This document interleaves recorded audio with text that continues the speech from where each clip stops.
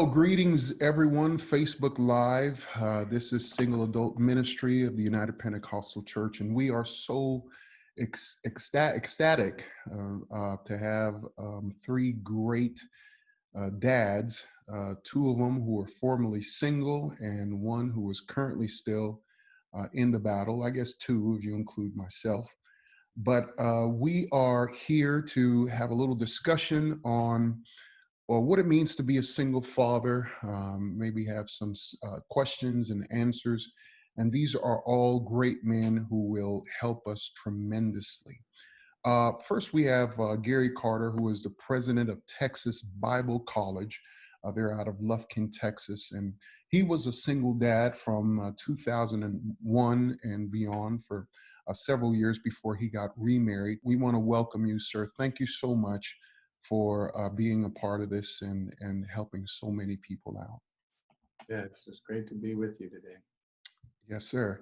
And then we have an evangelist all the way from Alexandria, Louisiana, Greg Albritton, and he's also a single dad. He is actually single fathering now as we speak.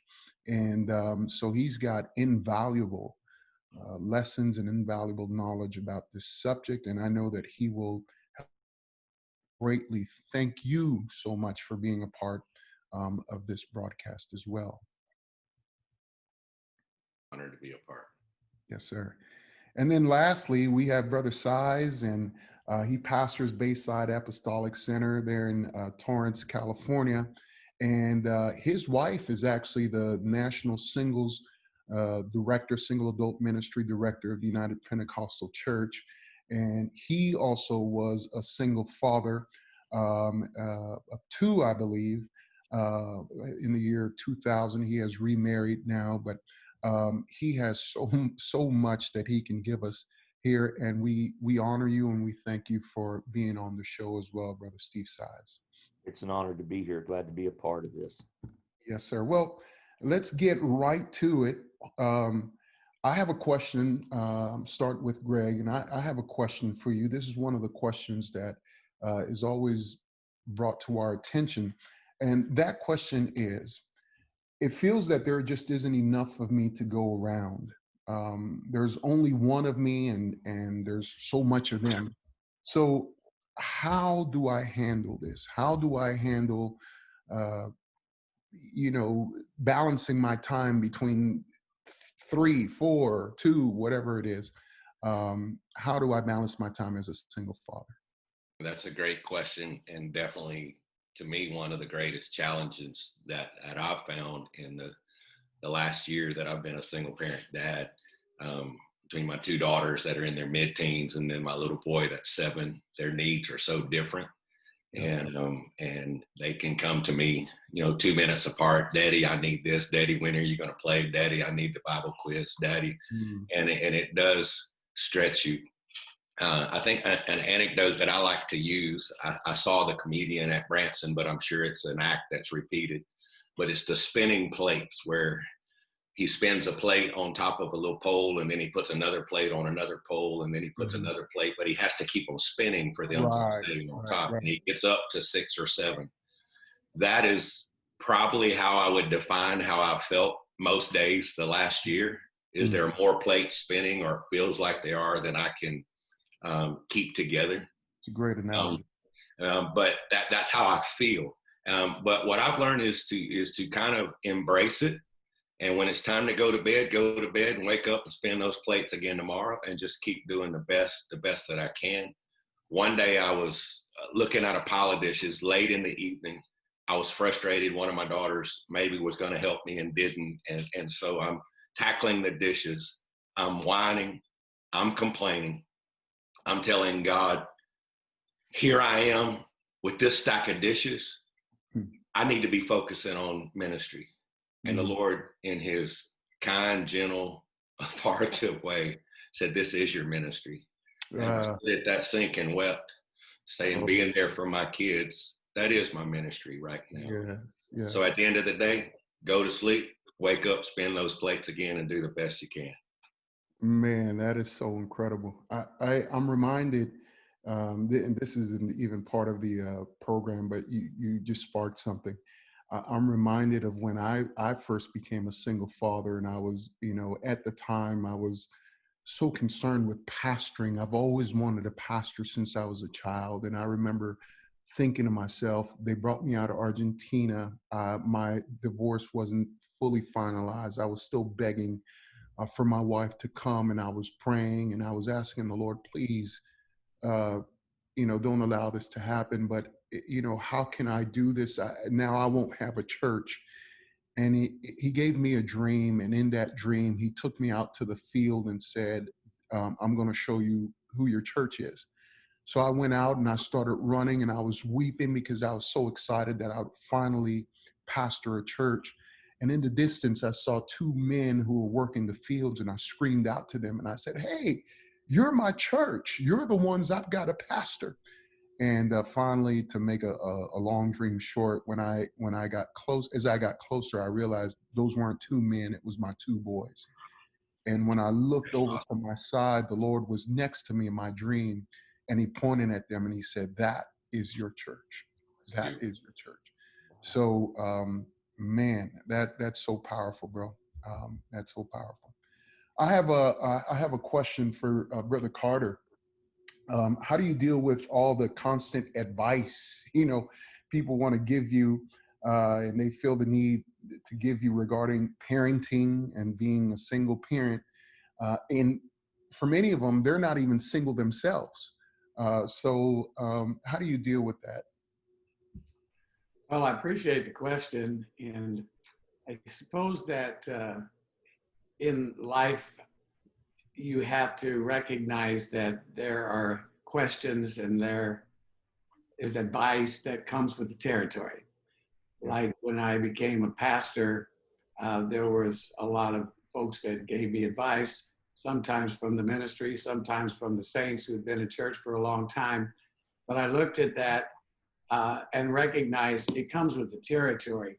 Yeah. And there's a way to look at advice. And I think when my wife passed away in 2001 from a car accident, I suddenly was thrust into parenting as a widower. And I've often made the statement, I was a great dad, but I was a terrible mom. Yeah, yeah. And so when it came to advice, I realized that people could actually help me. The question really seems to resonate not so much as I don't want to hear what others have to say in the area of parenting, and even maybe from those who've never dealt or been a single parent. I think the advice is sometimes from the standpoint that uh, one, we can actually receive some very good advice from people. Sure. Two, we'll probably hear information that we've already received before. And three, we become irritated with the kind of advice that is given to us because we know the person may not be knowledgeable in the area in which they're giving us advice. Right. So let me give you some advice, and I hope and I hope that I'm on the side that will actually help you. I think since it goes with the territory, you just go ahead and receive it. And thank God for those nuggets that people are able to offer you that says, you know what, this actually helped me to be a better parent. Or this was given at the right time that I was able to give instruction to my daughter in such a way that she needed to hear. And so, and those areas where people may give advice that it seems at the moment to kind of grate against you, just remember that they're offering help. And in their own way, they want to give you something that they're saying, hey, I don't know what else to do, but here, I want to try. And so I really think the problem isn't so much the advice. The problem, the concern may be with how you're receiving it. So my advice to you is to, just like I'm giving it right now, receive it and with a grain of salt, and thank God for that good advice that's given to you that can be helpful. Amen. Amen. That's great. Well, Brother Size, let me ask you something. How do you discipline your kids without feeling like you're the bad guy? Without feeling like you're the bad guy? Uh, You know, Hebrews 12 talks about the Lord's discipline, or the chastening of the Lord. Right. And the writer says, despise not, or don't make light of it, the chastening or the disciplining of the Lord. Because he says the Lord disciplines who he loves. And so if you're, and it goes on to say, and if you're not disciplined, then you are an illegitimate child, you know, and you're not true sons. Mm-hmm. And so I think in the current climate of our society, there is a thinking that parents need to be cool. I know I want to be cool. Even now, you know, where I'm at, my kids, they kind of help me stay cool, you know, or try to be Right, cool, right. you know, in Oh their own yeah. way. Yeah. But or the need for acceptance, to be thought well of by your children, or to be Sure. maybe the favorite parent, you know, Sure. when you're in these kinds of situations. And I understand the need to be loved and accepted, but the necessity of discipline is to deter destruction. That's Yeah. ultimately what the Bible's talking about. Mm-hmm. And so you want to put boundaries and teachings in place in their life, not for your benefit, but for their benefit. Absolutely. You're training them up in the way that they should go, so that way when they get older, they'll not forget. And so I tell this to our parents all the time. You know, don't be afraid to be the bad guy. Don't be afraid to impose these guidelines and these restrictions and these things that are going to benefit them. Or, you know, don't be afraid to hear them say, oh, I don't love you anymore, you know, or, you Yeah. know, you're not cool. Because that feeling is only temporary, as Hebrews says, you know, that the chastening of the Lord may seem difficult at the moment. Mm. So that discipline is temporary. But when you look at it versus the destruction, if I don't discipline and I don't have those things in place, and it leads to their destruction, then that destruction most times is not temporary. It's pretty final. And so I think a lot of what we see today is because you know, our society's move toward a more lax form of discipline, or no discipline at all, or a whole different idea of discipline. I think we're feeling the effects of that in today's society. And then just finally, you know, it's an expression of love.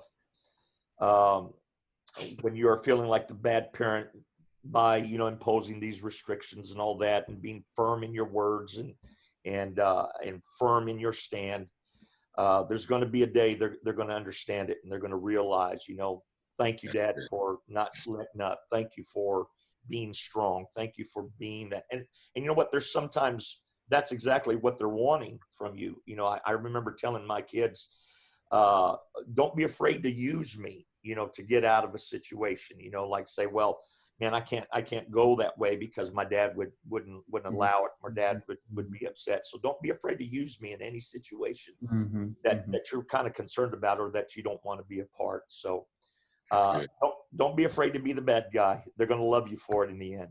Yep. Brother Carter, you had something to add to that? No, sir. I think that was excellent. Only from the standpoint that you have disciplines in place, but now you're the one that's putting the boundaries there.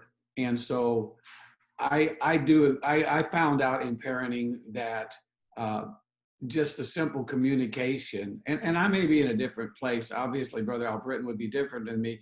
My daughter was already 15, and so many of the things of the structure was already put in place as a child. And so I think I'm just looking to Brother Al Britton, realizing that he's still formulating these areas in a child's life, and he's putting disciplinary things in place. I'm thankful that Alyssa, at the time, her mother had put some real good, solid guidelines in her life. And like I said, I was not a great mother figure to her, so I needed the help of others to help me in that. But I'm thankful that those guidelines were placed in her at a young age. And so through her teenage years, we could communicate from as adults in that sense. I was still the parent, but Yeah, I knew now the discipline came from simply these are what we've always held to, and these will be what we continue to hold to. absolutely. Yeah. You know, what I think that discipline is lacking. If you see some of our uh, current situations right now, you'll notice that a lot of the perpetrators and victims and so forth of all of our social issues right now were fatherless. They didn't have a father at home to give them discipline. And I thank God every day. You know, I had a dad. I experienced both sides of the aisle because my dad never actually spanked me, and yet I was so fearful of his discipline when he would talk to me. I was so scared of disappointing him. And his word was firm. However, my mom did not spare the rod. My mom made up for all of my dad's, passiveness, and so I experienced both sides of discipline. But I absolutely am thankful today that even though I did not understand at the time, I'm thankful that they did place some guidelines and they did place some boundaries. And now, I respect authority. I'm because I respected them because they taught me to respect them. And it's one of the things that I want to instill in my children. I'm not as bad as my mom. I don't. I've never. My kids are good kids, thankfully. But I tell them even now, you're 17, 6'4", 6'2", 6'3", but I'll still spank your backside if I have to, because I want you to make it. And I think it's something that we need. We need Yes. to be strong and firm and courageous in Yeah. this last day that we're living in. It's good. Well, let's go back to Brother Greg, and I know that you said, we've discussed how children are our ministry, our first ministry, our primary ministry, our home, our family.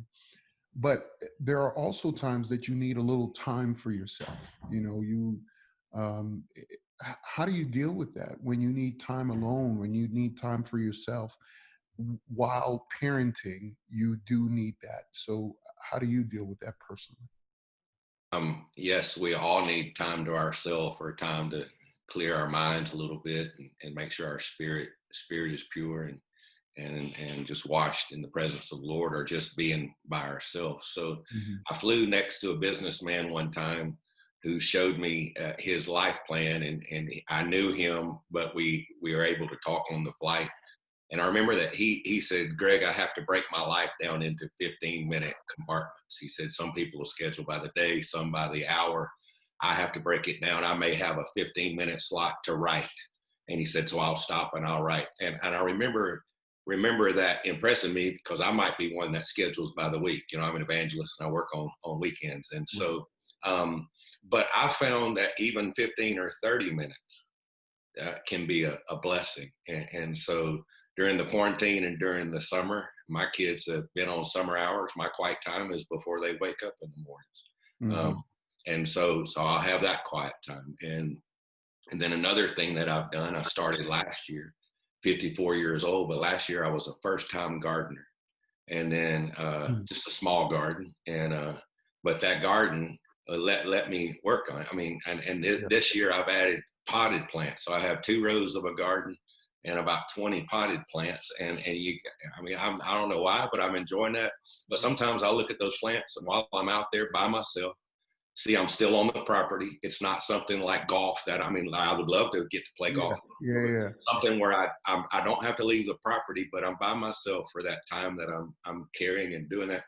And sometimes I look at those plants and I say, man, y'all don't talk back. Y'all just let me take care of you, and you don't complain. And so I think we can find, it may be shorter segments, like before my wife passed, I might get a whole day that she would be with kids and I would just go visit a friend or do Mhm. something like that. Now I include my children on those type trips. If it's Yeah. hunting or something like that, fishing, they're well, at least one of them is with me. But Mhm. just a 15-minute stop by the church to walk around and pray, I may not have 2 hours, but I Mm. have 15 minutes Yeah. or Yeah. something on the property. Well, I've mentioned plants, but it could be woodworking or just something that you can go to your shop and say, hey, if you need daddy, I'm right over here. Right. Um, Right. but you're still there. You're Yeah. still connected. And so that's my thoughts on that. I had to change how I get me time. And then I may get in trouble here, but a good hot bath it's pretty good too sometimes. Yeah, I hear you. Yeah, and so just you can be quiet in there too. So Hmm. Hmm. Listen, I'm laughing because just yesterday I just moved out to Indiana. And just yesterday, I thought, man, what is something I can get into? So I went to this big store. It's like Home Depot out here. I think they call it Maynard's or something like that. I went to Maynard's and I got a bunch of stuff like a rake, a I got weed eaters, I mean all sorts of stuff because I am determined to be a gardener hey, somehow or another. Yeah. So I'm laughing at that. But let's go back to Brother Size. I've got a question for you. Um, so when you have to split your time, if you're in an arrangement where you have to split your time with your children and they're splitting their time with you and your ex-spouse, there's a tendency to entertain so that they enjoy their time with you. What advice do you have about creating a balance of the time that is spent with them? We all want to have fun, but you also want to be able to kind of do some of the serious stuff as well. So, what advice would you have as far as like when you're splitting your time between parents? I think sometimes there's a tendency to overcompensate, because of what your child is going through. In my situation, of course, in most divorce situations, the kids take it on the chin because it's everything they've known and everything they've had, and now it's in disarray, and it's every which way, and it's in a lot of pieces. And so um, sometimes we tend to overcompensate and want to do more than um, probably we should as far as the entertainment part. We want Mhm. to do all that. We were and we've always been a family that had uh, annual passes to Disneyland. I mean, we would Mhm. save Mhm. up all year long and buy those passes. So Disneyland was always one of the things that we used to do. And so my advice to that is simply this. I know, I remember I tried to keep all the family traditions in place. I wanted there to be as much normalcy as I could muster. And I remember even like youth conventions and all of that. And then of course, when you go to the first youth convention, after all this has happened, I remember sitting them down and I think kind of going back to what Brother Carter was saying about advice people giving you. I remember sitting down with them and telling them, hey, look, people are going to say things, and I think, I think their heart is right and they're wanting to help in one way or another, but it may hurt you and it may offend you, but try to have those special days. If you schedule them in advance, oh, we're going to do something different today, or we're going to go, take a trip. We had an annual after the school year trip that we always kind of kept in place, and even after it was just me at that point, I try to keep those traditions in place, and then still have the special days. But uh, what I realized is when they're with you, that's exactly what they want. They want to be with you, Right. and it's funny because me and the kids, we kind of have our own language sayings that are unique to us from things that have happened or things that we have heard, or certain lines from maybe a comedian we've listened to or whatever, Mhm. Mhm. and people will hear us interacting that way, and they'll see us laughing about a certain line, and they're kind of scratching their head, shaking their head, saying, "What's so funny about that?" But it's that common ground we have. It's those things that we have developed in our time together, Right. that have just made us who we are, and that's the insight that we have with each other. But lastly, I'm just going to tell you my story. My dad was a barber. My mom worked graveyard at Motorola growing up, and that way we wouldn't have to have a babysitter. But because Dad was a barber, he had Mondays off.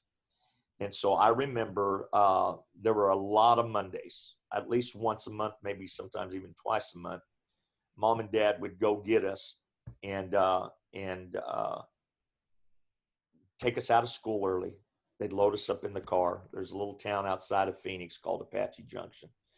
Mm. And we would drive 30 minutes out to Apache Junction, get an A&W root beer, and then turn around and drive 30 minutes back on a Monday. You can ask me all the gifts they got me in my childhood. You can ask me about all the things all the places they took me to.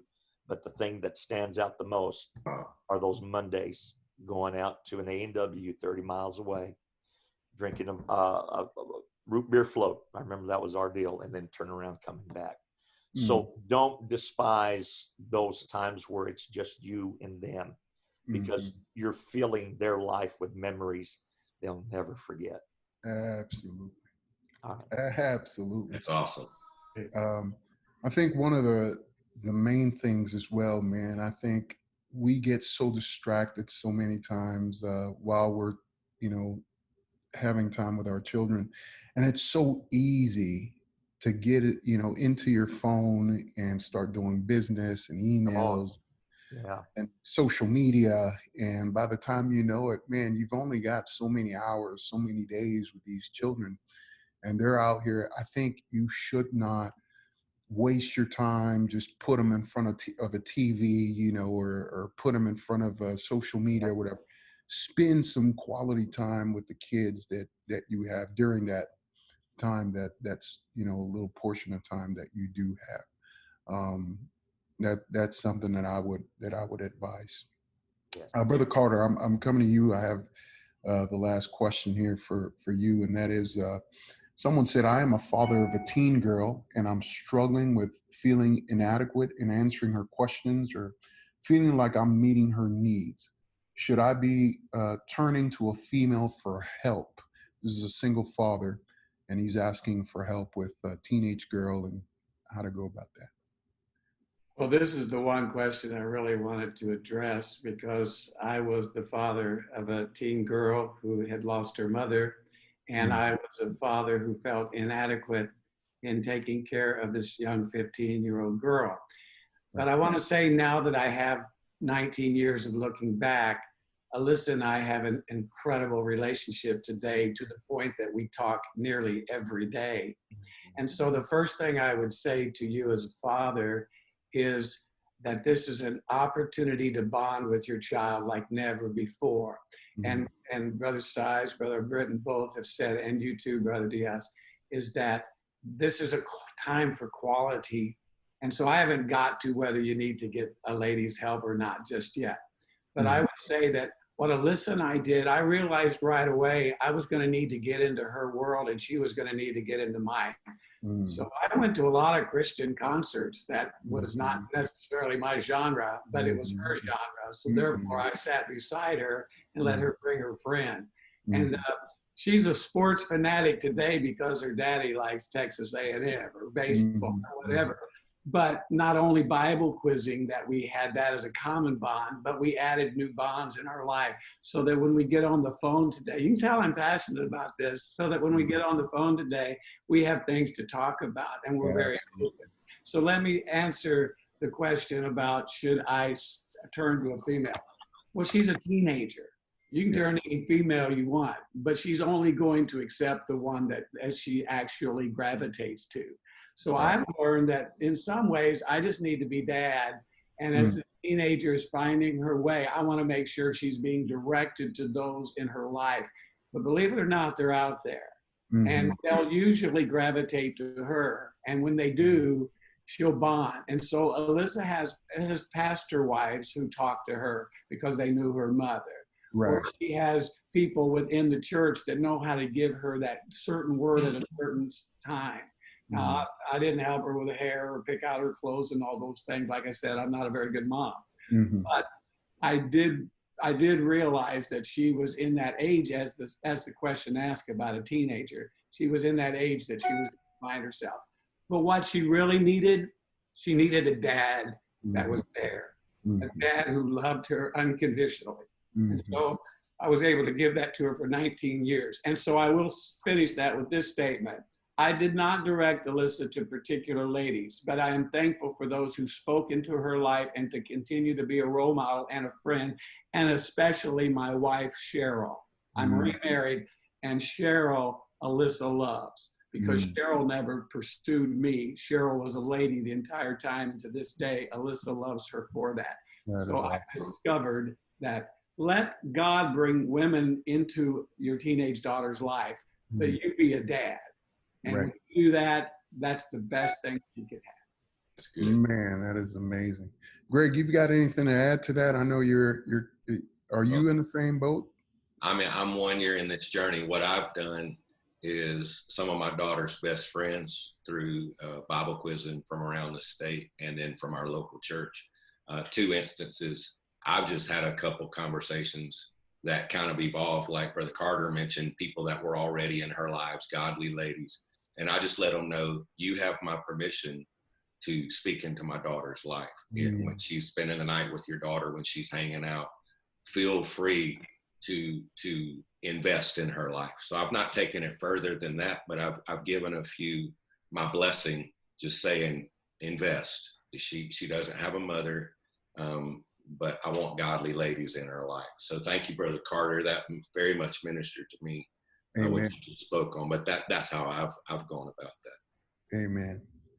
Well, as we bring this to a close, I want to kind of ask all three of you a bonus question here, and just a short answer will do. But considering our current climate in our nation right now, I think that one of the things that single parents want to know is, how can we do a better job of teaching our kids to respect, to love all, to avoid racism, and how do we navigate these uncertain times right now in the church, and how do I teach my kids now? Anybody want to take that on first or say anything about that? Well, I'm on a personal mission, and that's whether it's Walmart or yesterday the cleaners. If it's an African American and whether by myself or my kids are with me, I look them in the eyes before I leave, and I say, hey, I want to tell you something. I love you. And it has opened up some of the most beautiful conversations. And yesterday my little boy was with me, and he's like, Daddy, I said, I just wanted that lady to know that we loved her and that she's awesome. And so trying to share with that. And then my 16-year-old, her best friend, they pastor in Louisiana, is an African-American family, and her best friend. And so we have open conversations and just want to keep open conversations. And we've had discussions in the home, the difference between racism, prejudices, culture, and trying to have them understand that. So just, I don't know if that answers your question, but we're just trying to make it part of the conversation. Absolutely. That's great. Any of you great men want to tackle that? Well, Brother Size will. Yeah, I'll get into it. Coming from my neck of the woods, Bayside Apostolic Center, our church has been so diverse, I mean, since its inception. And of course, with Deb and I, it starts with us as far as the diversity. So the bond to us, the way we've operated in our church, and the way it's always been, is that the common ground with everybody, regardless of your ethnicity, regardless of your skin color, regardless of whatever background you have, the common ground is of course Jesus Christ, and of course is Mhm. love. You know, and you know, people say, well, you know, we're colorblind, and I don't know if I really go for that particular term as far as being colorblind. We don't. It's not that we don't see color. We see color. We see Absolutely. the diversity. We see, but we embrace that. We embrace Mhm. their everything that is about them, everything they bring to the church, everything they bring from their dress, from their culture, from their food.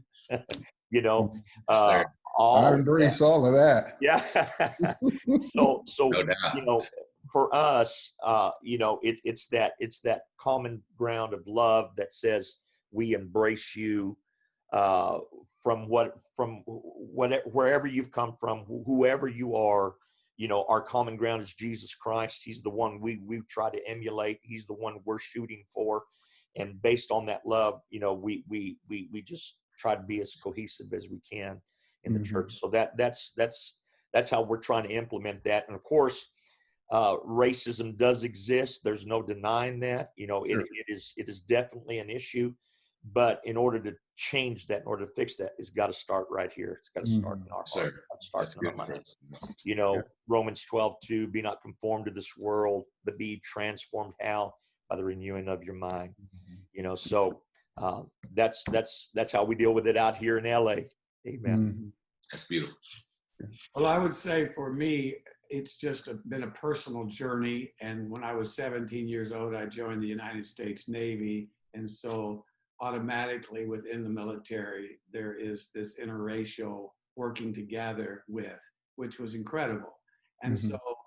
when I came into the church, I was saved in National City, California, which is a multicultural church.